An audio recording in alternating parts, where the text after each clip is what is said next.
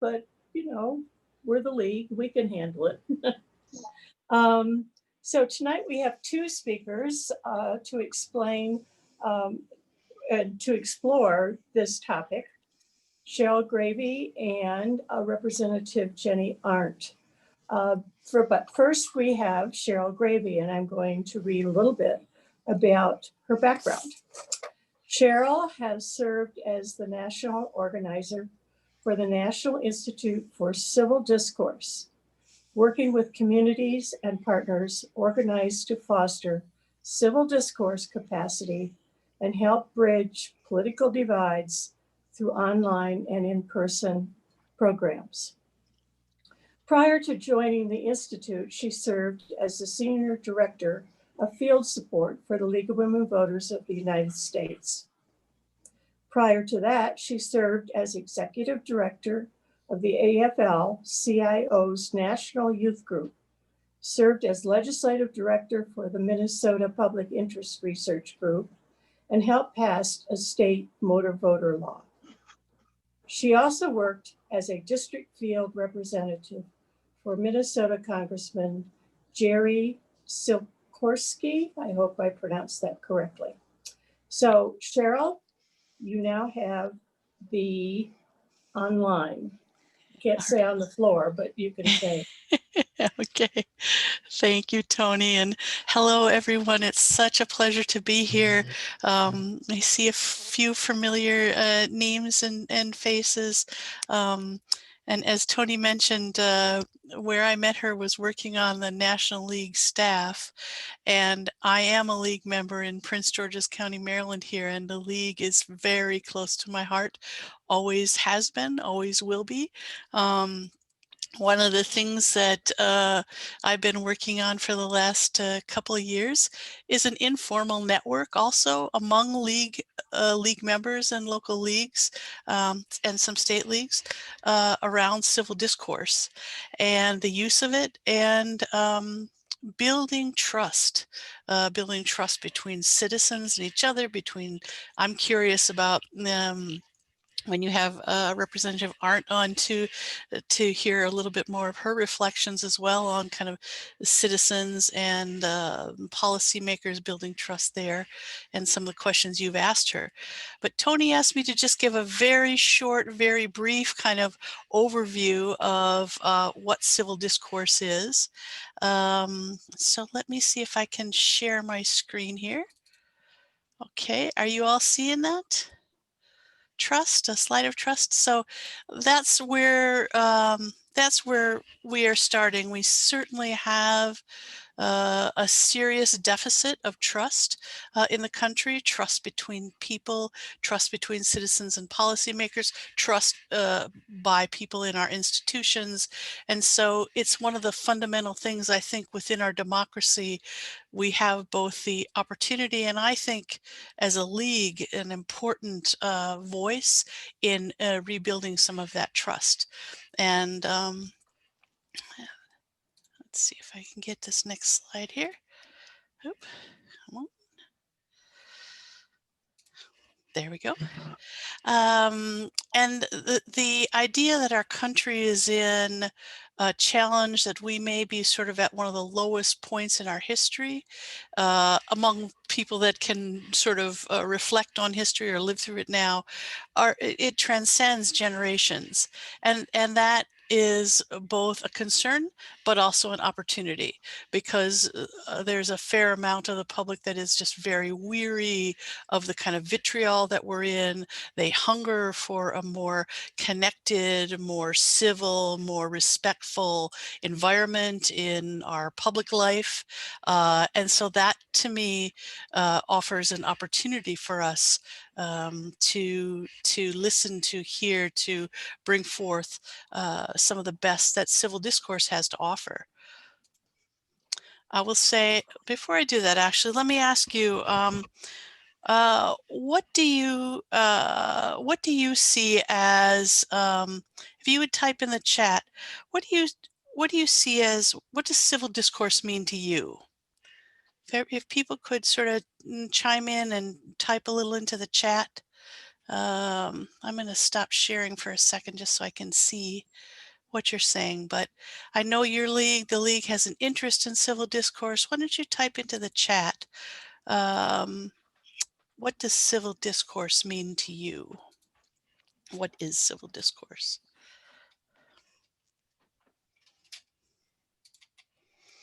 Let's see, I'm seeing things come in.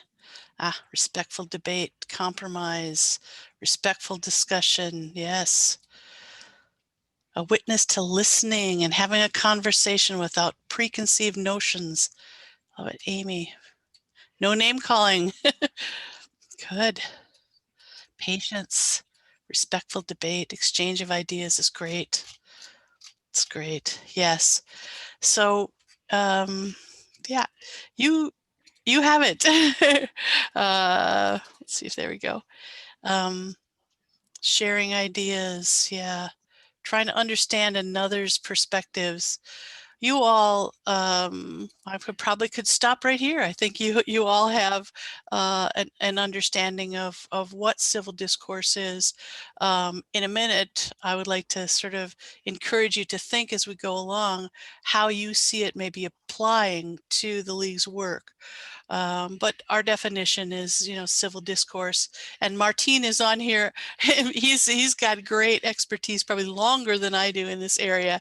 So I look forward to his presentation to you in your next session. But it's really the free and respectful exchange of ideas.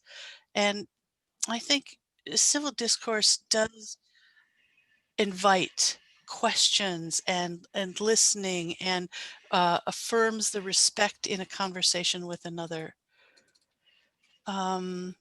It includes things like you've all said, listening to each other. To me, that's the core, that's the beginning, that's where we really start. I'll give you a couple of quick tips again, as Tony wanted to just a sort of a basic overview. It seems to me like you guys hold a good bit of knowledge, as most groups usually do around this area anyway.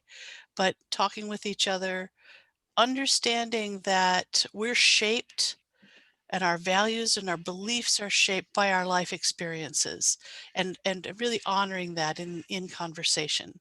That we'll have disagreements and differing opinions, but those being shared in a respectful manner. And then, of course, frankly, we have much more in common than what divides us, although we certainly don't hear that as part of the national narrative, the political narrative now. And as I mentioned earlier, people are really hungry for connecting with each other, for changing the space of our public life to be a more respectful sort of environment. Um, as we think about starting and think about engaging in civil discourse efforts, we really want to set the conditions for people to listen for understanding. Truly, deeply listen for understanding. What is it about that other person that you're talking with that shaped their choices, that led to their beliefs? Being in a genuine space of inquiry, that is the kind of energy and the kind of space that, if you're willing to hold that and genuinely listen deeply to another, um, that will help reveal for you places of commonality, places where you can engage the other person. And frankly, one of the things we've been talking about at the National Institute for Civil Discourse, which I should have mentioned, started after the tragic shooting of Gabby Giffords when she was doing Congress on the Corner, a very important civic act to engage with her constituents. Um, the idea that one would listen deeply to another in this moment in time, especially uh, at NICD, we have been talking about engaging in a larger national listening moment in this time. People that felt like the uh, the country left them behind, that they lost in the elections. Um, there's a kind of a grieving and maybe some bit of angry energy out there that with some listening, one-on-one or in small groups, can help us move towards better understanding and healing. And we're going to need that as a country as we continue to go forward. But so listening uh, to another person's experience is important. Um, we think that really core to doing this work is that we need to trust those who hold different views as fellow Americans rather than enemies. And again, there's a lot of systems and structures and messaging and social media that would have us be driven apart or have that be our experience of life in this country. But any of you know, and in fact, I'd like to see, why don't you raise your hand if you've had an experience when you are talking with another person of a different experience or different political leaning, and you've gotten to see them or engage them as a human being. How it, have people felt that otherness kind of go away as you engage another person? Why don't you just raise your hand visibly so in the window? Although I'm sharing, stop share for a second so I can see everybody. Yeah. Yeah, it's really truly in these personal interactions, in these relationship building opportunities, that we then start really weaving a new fabric of trust. And I firmly believe that we need to do that. Let's see, let me share a little bit more here. Okay. Just a few quick tips again. I know I just have, Tony's asked me for just a short bit here. The piece about listening as one of the core elements of civil discourse, that listening for understanding, that listening with curiosity, genuine curiosity, and an open mind. Um, I know sometimes it's hard to go into a conversation without the preconceived notions of who you're meeting on the other side. But truly, if you do it and you're in this listening space, you will find the other human being there with, commonalities.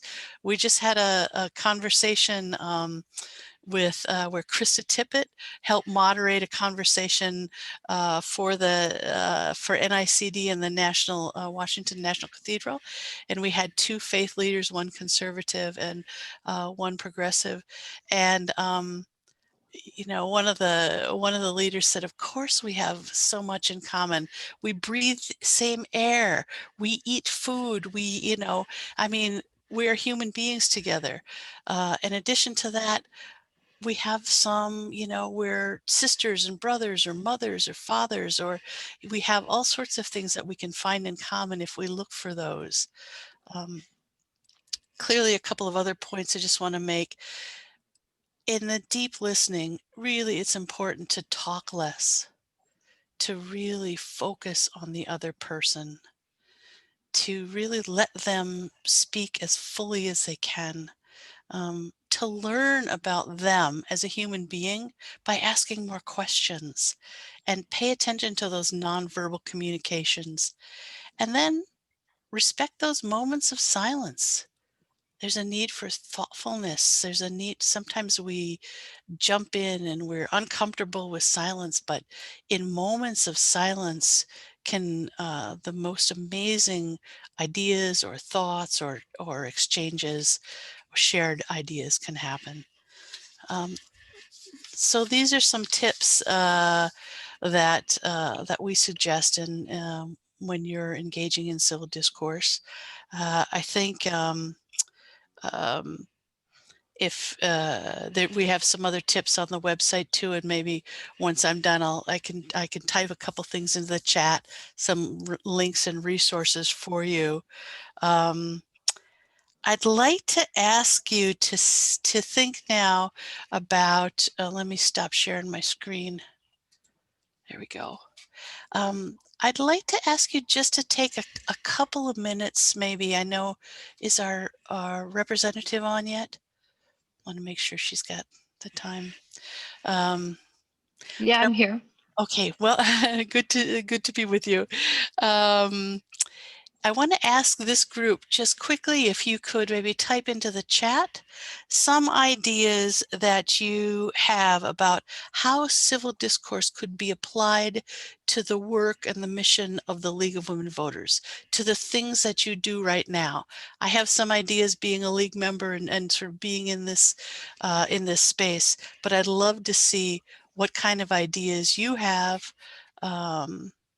or what you've already been talking about in terms of how the League could use civil discourse in our work.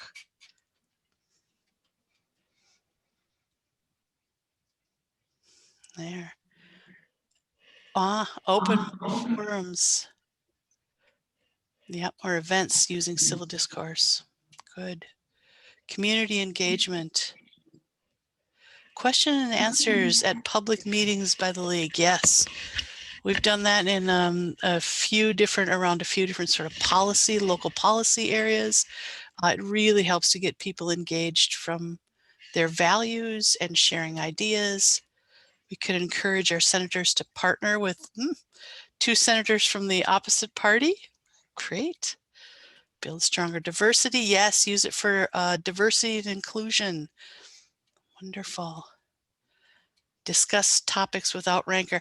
I think the League, any of you who've worked on candidate forums or debates know that many candidates this is what I got to see from the national level, were more willing to participate in some of our debates rather than others because they knew we weren't going to set a gotcha kind of platform. I think the public too has a level of trust in the League. So I love this, being able to use civil discourse for your conversations or topics, speaking with local government. Yes, great. Some very good ideas here. Yes. Yeah, helpful in preparing legislation as it's being developed, engaging the public in some of the ideas around your legislative agenda. Yes, I think that I see just a huge opportunity to build some bridges, whether it's along a legislative line with policymakers, between policymakers and citizens. That's building kind of a fabric of trust as you work on something together. I know Representative Arndt were appreciative that you were part of National Institute for Civil Discourse next generation training with the Colorado legislature, a training that has the policymakers go through a building trust through civil discourse workshop where and if you want to share a little bit of that, that would be great. I know, having sat in on some of those, a very intimate, safe space is created through having people go through what was called a personal journey. And I think some of these, the fact that we used a format and a frame that allowed for that kind of safety to come forth because of the use of civil discourse. Some really powerful things have happened I've seen in other legislatures. So with that, I think I've probably used a little bit more than my time, Tony. I want to check in with you and see Actually, if, you're just fine, Cheryl, right? just fine. Okay. And now I'm going to turn this over to Andrea Wilkins, who is our staff lobbyist. Oh, I'm not supposed to use the word lobbyist. Our legislative liaison. So, Andrea. Thank you, Tony. And thank you, Cheryl, for all of your information remarks. We really appreciate you being here with us tonight. Yes, as Tony mentioned, I am the legislative liaison with the League of Women Voters of Colorado. The League is really interested in focusing on ways that we can support more constructive public dialogue. This conversation tonight is sort of the beginning of that process for us. And we're just thrilled to be joined by the speakers that we have, both Cheryl and our next speaker, Representative Jeni Arndt. Representative Arndt will be speaking to us about civil discourse in the Colorado General Assembly and in policy discussions in our Colorado communities. Just a little biographical information before I turn it over. Representative Arndt represents House District 53. She's a lifelong resident of Fort Collins and has a professional background in education. She holds a PhD in literacy from Purdue University and is pursuing an MBA from Colorado State University. She serves on the House Rural Affairs and Agriculture Committee, the House Business Affairs Committee, and the Statutory Revision Commission. Welcome, Representative Arndt. Thank you very much, and thank you for having me.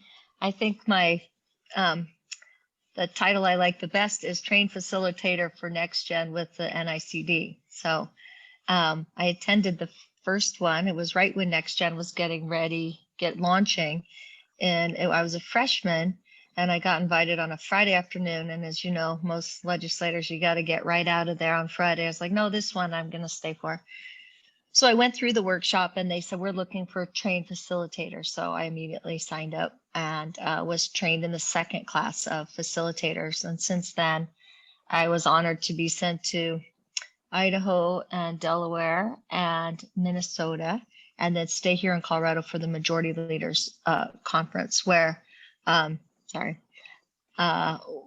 as you may or may not know, you're teamed with a Republican partner, and then depending on the size of the group that requests your facilitation, you can go in groups of 2, 4, 6, 8, depending. So we did the whole legislature in Idaho. We did a select group of volunteers in Minnesota. We did most of the Delaware legislature, and then we did all of the Majority Leaders Conference. So that was good work, and anyway, that's probably my happiest, some of the best days I had. Thank you. Oh, well, For my that. pleasure. Oh, gosh, yeah. Well, I don't know, maybe it's because my dad was Republican, my mom was a Democrat, this stuff comes naturally. Dinner conversations were always over. My dad was a developer and my mom was an environmentalist, so it was always this. And then they'd go vote, and they were married 33 years until my father died. So it just kind of comes naturally. But when I was a freshman, I thought, you know what, I better get out. And my goal, because I was trained as a facilitator, they said, make one concrete goal that you will do this year to promote civility. And I was like, I am going to go and visit every single member of the ad committee's person in their own district. Just get in my car and go. So I offered, and you meet with some skepticism, like, what are you doing? What do you want? What are you running for? And when they realize that you're really just going out there to walk a mile in their shoes, it really is amazing how far that goes, right? So one of my children has autism, and of course, you go out and meet other families and they share the same issues and the same, and you begin dialogues, and then they walk you through their farm, and it was just a really amazing way to get to know and walk a mile in everybody's shoes. I think that social media is one of the biggest scourges of our time. It promotes this tribalism that even regular people don't want, but end up buying into. So there's a red team and a blue team, which is just an absolute false dichotomy in our society. But people will cling pretty hard to sports. It's like a sports team, right? It's like, a fandom or whatever. But when you work to break that down, your own team doesn't really even like it. So some of the challenges I faced in being friends, honest, true friends with people in the chamber, regardless of party, is criticism from my own party that I've been told I can't do this. I have too many friends who are Republicans. I have too many this and that. And then when I challenge, I say, well, have I taken a vote you didn't like? No. Have I run a bill you didn't like? No. It's just a criticism of those relationships, which I find interesting because I've been in the Peace Corps and lived in Mozambique and Denmark. And So, well, I didn't travel all over the world and learn 3 different languages. I did that to learn how people who are different, think differently, think. And I'm not going to stop it now. And if you don't like it, so be it.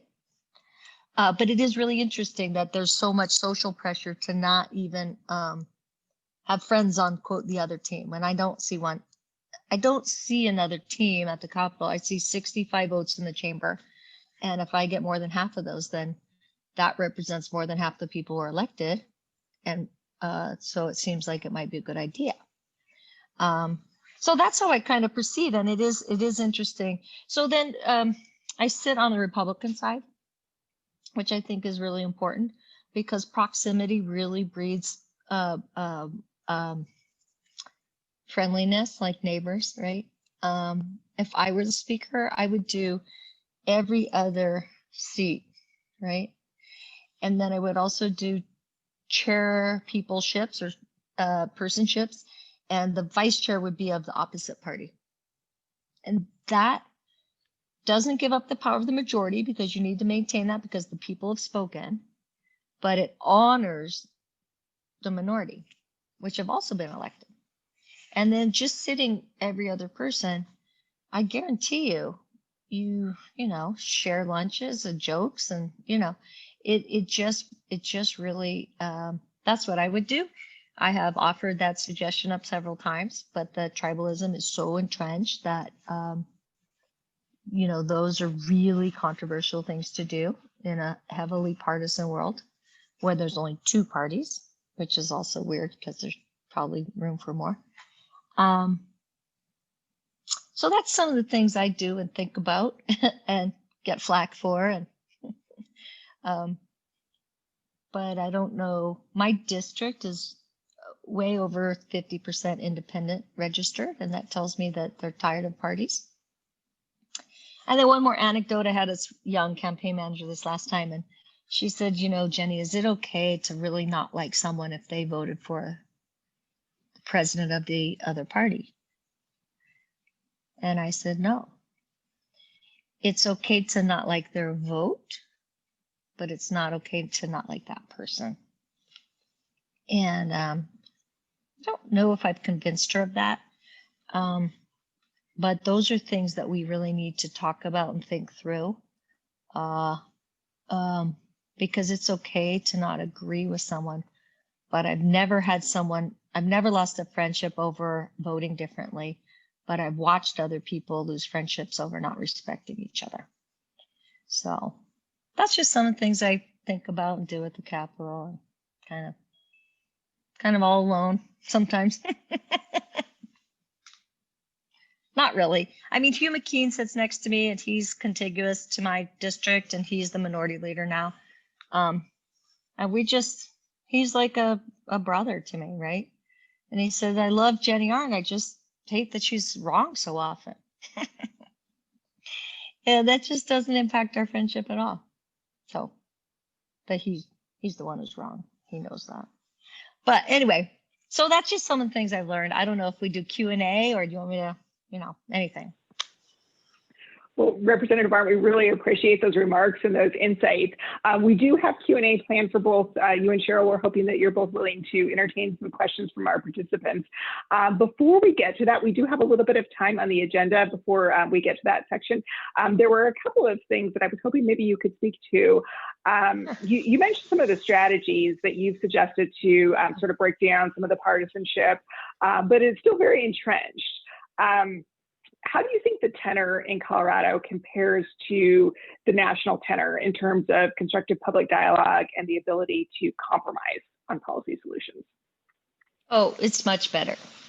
I mean, the other little glimpses I've had in other legislatures is really, and I've been to the Maine House and several others. My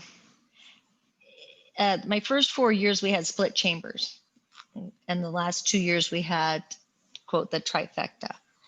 And when you get a trifecta, but that's what the people wanted. So we always have to remember that. But it makes it a little bit harder, right? The trifecta makes it much easier because to make sure that you're even. So I think of all the bills I've run at the Capitol, I've only run 2 that have been just Democrats, but that's because I couldn't get a Republican on them. I even got my colleague Jack Tate, a Republican, to co-sponsor with me the death penalty repeal. He's a Catholic. So one of those was the national popular vote. I just could not get a Republican on there, but it was not for lack of trying. So I think that's another strategy. And then the other thing is at the end of each session, I always write every single person in the chamber a note, a nice note. And as I say, sometimes those are harder to think up than others, but that's okay. I always send a personal note of gratitude to their home, thanking them for being colleagues, and try to mention something that we shared that year, right? And that's been very good. And then I just had a meeting with an ag lobbyist today. I was like, let's go. We're going to get in the car. We're going to go meet corn, wheat. We're going to sit in every truck stop in Colorado and talk to people, and again, ask them what they're thinking and feeling, and what their world looks like. So I do think it's better in Colorado, but I will be honest, I think that we're on the verge of having it be not better unless we take care of that. Well, thank you for those thoughts as well. I know you participate in a lot of community forums, a lot of town halls, that sort of thing. Are there strategies that you've employed in those community conversations to promote civil discourse, or do you notice that being an issue or a problem at the community level? And if so, how do you address that? Well, we have a really nice long tradition here of having town halls. Since both the 2 House districts and the Senate district here are now held by Democrats and have been for quite some time, I would say, unfortunately, we get, fortunately, we get 20 to 30 people every other weekend, which is great, but they tend to be the same people, which is, we never want to exclude them. But I have reached out to my Republican colleagues that are a little bit outside of Fort Collins to see if they would join us in a town hall. And, they have said they felt uncomfortable doing that, which is too bad. But Fort Collins is really what we represent. So in a way, I mean, I love the public outreach and that tradition of history of getting public feedback. I do think it's been a bit narrowed because we are not a bipartisan contingent now. So in some ways, it's a bit of an echo chamber.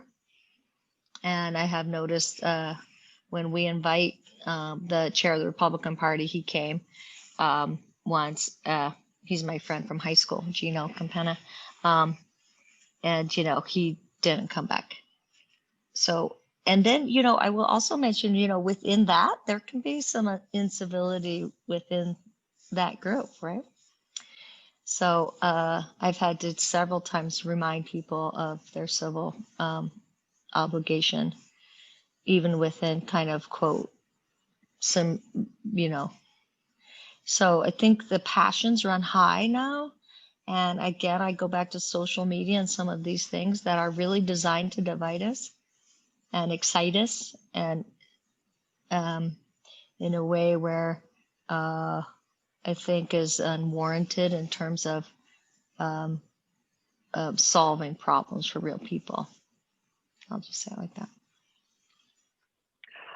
From your perspective as an elected official, what do you think civic organizations such as the League of Women Voters can do to help improve civil discourse in our communities? Well, I'm also a leaguer. I'm an unabashed fan of the League of Women Voters and other civic organizations that strive to bring us together, to look at issues, to thrash them out. I love the forums you guys have. I love the always the pro and the con. That is, it doesn't get better than that. And I saw Martine on the call, so I'll have to give out a shout out to, well, I would do it anyway. Public deliberation if it's CSU. This just kind of seems to be in our DNA in Fort Collins through a long history of striving to do that. I think civic organizations, honestly, like the Interfaith Council I work with a lot, that is really where the push is going to come to make sure your elected representatives know that's a community value, it's invaluable. Because I'll just tell you, and people don't like to hear this, but I'm going to say it, the parties don't have an interest in this. They have an interest in promoting, and that's what they're supposed to do, promote their viewpoints, right? They're there to make sure that they survive, both parties. It's only going to be up to the people to make sure what the people want trumps the will, or that's a trigger word, dominates or overcomes the tribalism or the parties, right? I always say I'm a member, but I don't work for the party, because the parties are there to perpetuate themselves, which is good, which is what they should do, but it's up to the people to push back and make sure we're getting what we want. Sorry, is that too in the weeds? No, that's excellent.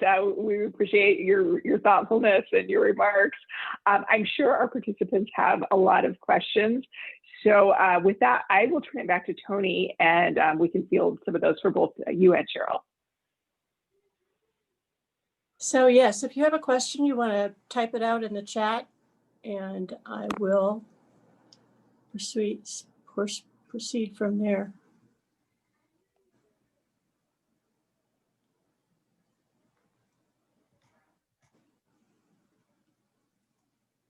So we have a question about what impact does money in politics play?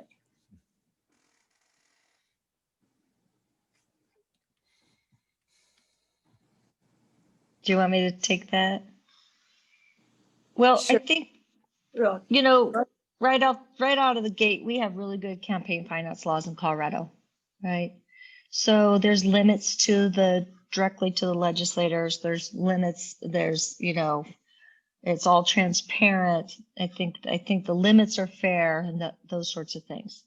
I can accept contributions at $400, and if anyone thinks $400 changes my vote, I mean, they're really, whatever.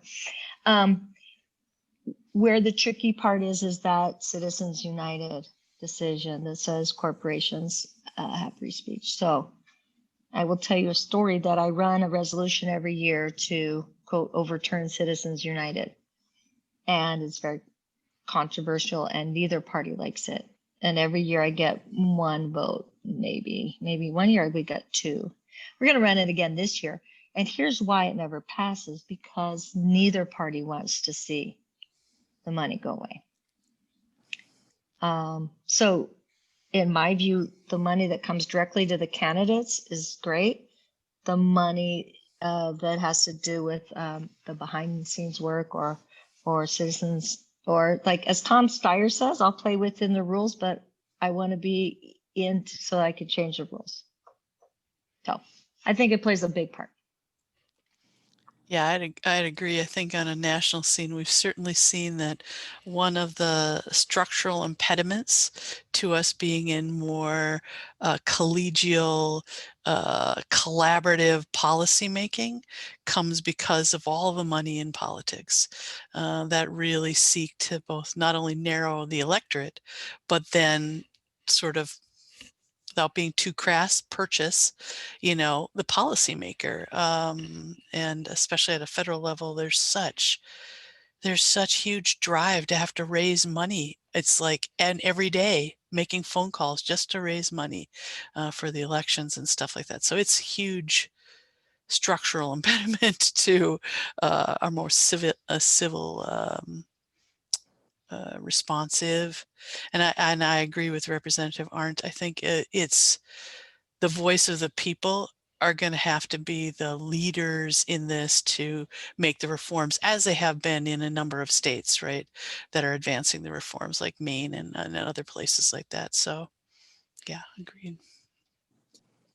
It just seems to me that there's such a huge tension between really having civil discourse and the party system, to put it really simply. Do you see any way out of that tension?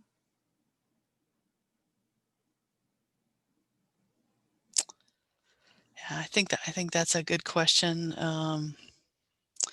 Yeah, I think some of the ways out of some of that tension again might rest in some of the hands of everyday Americans who are everyday Coloradans who are, for example, maybe working on a policy initiative and are really expecting their policymakers to stand in a way of working together and working towards solution.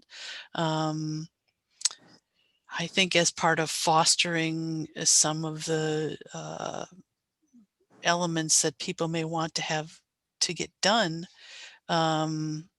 some intentional work with policymakers to say, let's come together. Here's what we citizens expect, want, and need from you as elected leaders around a given policy or even in the way you approach each other.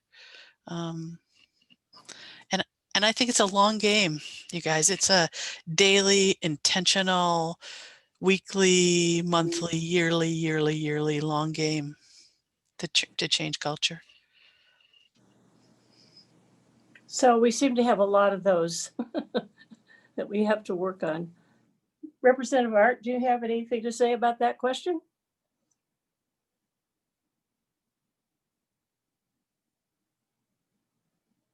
Oh, I think you're muted. Yeah, it is a long game. I totally agree. And I think it becomes from, there's so many things. There's some questions in the chat about term limits, and I think do you mind if I skip ahead and address some of that? No, just because yeah, go ahead. That's just such a great question because term limits are insidious. I mean, they're so intuitive, right? Get the bum out. This is a citizen type thing. Okay. I get it. I always remember that my bum was Bob Bacon. There's no bum. But I think that we would do better with 12-year term limits because there's some notion that the power of the incumbency is very strong. We passed Y and Z in Colorado to anti-gerrymander or gerrymander, which is actually the way people want to say it. But and then we have to reduce the money in politics, and then we could increase term limits or abolish them, because then you'd have more free and fair elections, right? And if you had publicly funded elections where everyone had a level playing field, I think you could either extend or abolish term limits, because you'd really have to, so it's a kind of a complicated thing, but term limits really have the power over to the lobbyists. Now, not all lobbyists are bad. We have Andrea here, who is not a lobbyist, but she's the government liaison.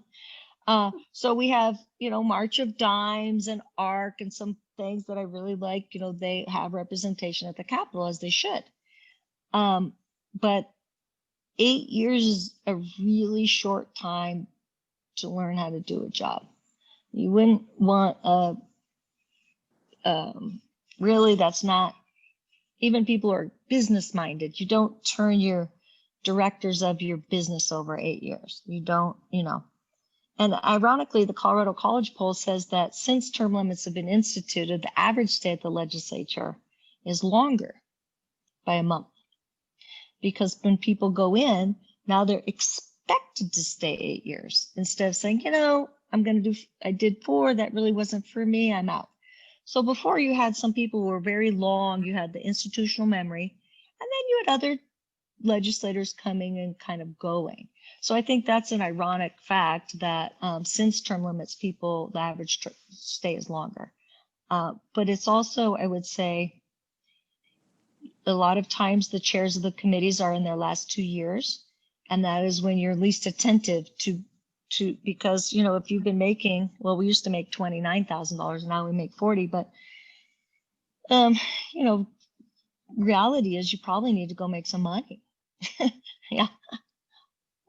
So yeah, I think term limits could immediately be up to 12 years, and eventually, if we fix the other things, you could lift them. and then let the voice of the people be paramount. I have a question of Beth. Beth Hendricks, our executive director. Beth, there are several references and resources that people have put on in the chat. Do you copy those down and make it a listing of them so that we can have access to them afterwards? Yes, we will have a copy of the chat, and I am happy to send out those resources to all attendees. Great, great. You can also save them to your computer by using that little file button down there.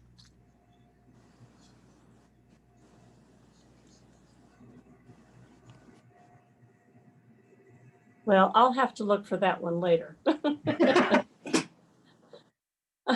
It seems that my Zoom screen is upside down. Things on top when they should be on the bottom. Okay, other questions?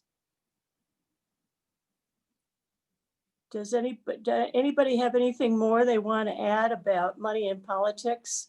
I'd kind of like to get back to maybe talking a little bit more about civil discourse and where we go from here.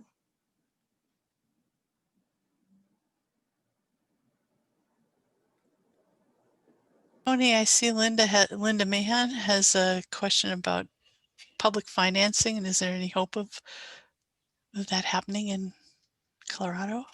Well, Denver's doing it. So, I mean, it's one of those things that's bits and pieces and here and there, and after a while, it begins to catch on. It's the year after year after year kind of slogging along, trying to get something done. There's another city, I think, in Colorado too, that was. Boulder City elections are publicly financed. Okay, yeah. So there's a question about, do other legislators get the same kind of information and training that Representative Arndt has gotten? Yes, actually, and I think one of the things we are working on, I think it is a really good thing for new legislators. We've been doing some trainings through the state legislative bodies, and then at each state level, one of the things, and maybe Representative Arndt can speak a little bit more to this too, because she's been deeply in the program, but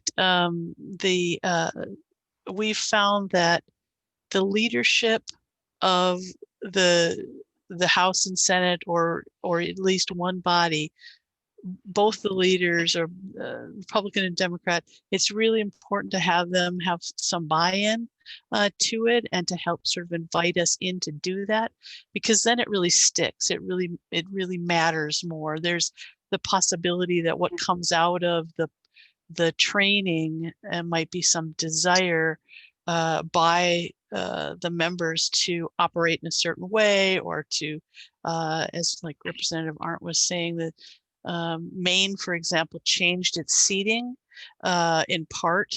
They didn't want to be across the aisle. They figured that integration, that proximity, as she was mentioning, may help them be more united. Sometimes it happens.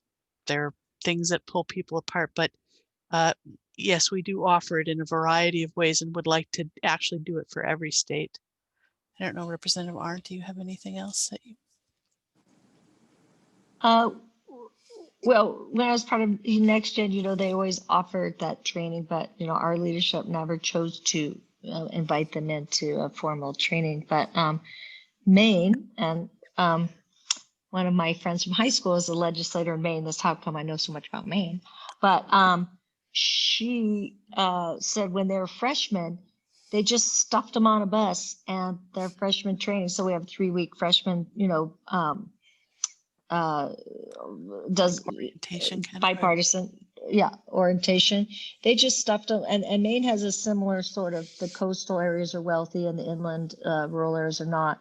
And so they have a lot of similarities, and they stuff them on a bus and they drive them around, and they go to every county, and they have lectures on the bus and they stay in different places. And so I, bring that idea, and I just re-upped it again this year to the organizers of our freshman training. I said, this rural urban divide's real. It's toxic. It doesn't have to be.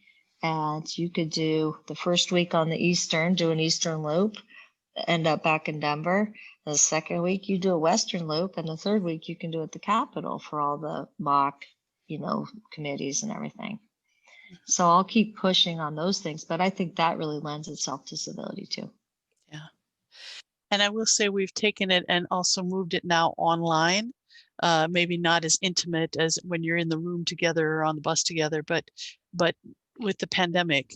So it may offer some other possibilities for people to engage because it's online and the time is shifted a little. So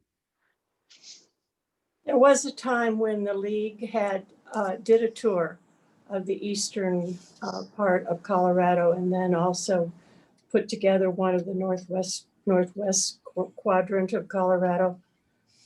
So we've got the outline for doing that if you ever really want to do it. we're ready to go. So there's one more question here, and then I would like to turn it over to Beth to tell us what we're going to be doing next. So a couple of people are very interested in how do you handle it when there's no agreement on the facts? yeah, that's a good and challenging question that we're really living more deeply into, especially as not only our social media echo chambers, but our traditional media divides and sends information in very different ways. One of the things I think in a moment in time when people are so distrusting, we have to start getting into facts and alternative facts and debating the facts. Unfortunately, research shows actually strengthens the divisions, just kind of reinforces my own perspective. So one of the ways to break it down or to start opening up a space for people to be hearing or listening from another perspective or fact-based perspective is that we have to start connecting with people around values and building some relationships of trust so that they can be open and encouraged to explore media and information from other trusted sources. So the League of Women Voters, I think, is one of those trusted sources. It seems to me it could be a very powerful offering for you all to using civil discourse and engaging people around an issue where they get some information and they get to share around their values, how they relate to that issue, can really sort of open people up. I think there are also, I can put in the chat, encouraging people to listen to different media sources than you normally would. It helps you open your own mind to what's happening and understanding out there. And then there's All Sides. All Sides is an organization that presents same issue media story from right, left, and center. They give you kind of a cross reading of a particular issue so you can see how it's shared. And a lot of teachers are starting to use that now in their classrooms as a way for creating a more critical observer of information. But it's huge. Yeah.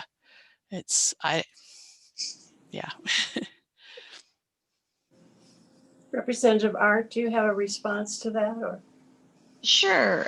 I think, again, this social media stuff really tries to divide us. And so there's people who've been elected. I'll just share, it's like my elected things, who have that as their base, right? but individually, I saw one of the guys, who during our special session for 2.5 days never wore a mask. He also, when no one was looking, used his suit jacket to put his hand in his suit jacket and open a doorknob so he wouldn't have to touch the doorknob. So he's afraid of COVID. He knows it's there. And he wear masks. There will be a lot of mask wearing, and the TV cameras go on and those masks go off. And they are attending to their perceived wish of their base. So my thing is, you never shame someone. You should probably understand what they're doing because they feel like they're playing to their base. Democrats do it too, but in a very concrete example of the COVID, right? And then one guy was sitting, because I sit next to, not 2 doors, 2 down. He says, my aunt died of COVID last night. And I'm like, dude, you're not wearing a mask. And he's like, I know, they'd kill me. And so I think in terms of when we see our electeds, we need to think of them as a reflection of the people who elected them, which kind of is how it's supposed to be, except for sometimes then you could switch into leader and thought leader mode. But that's asking a lot, right? So I think to be gentle with that, and then to also work to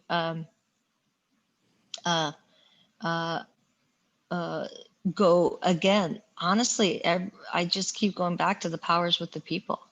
And so if we can erase some of these things that divide us on a really very real basis. I mean, I don't know a single Republican at the State House who didn't think that COVID was real and didn't think that we need to protect each other and our families. And that was expressed in, different ways. So I think also those things. Well, thanks to both of you, Cheryl and Representative Arndt. We really appreciate this beginning discussion of civil discourse and hope that you join us as well in the future. So right now I'm going to turn it over to Beth to tell us what the future will bring. Great, thank you, Tony. Our next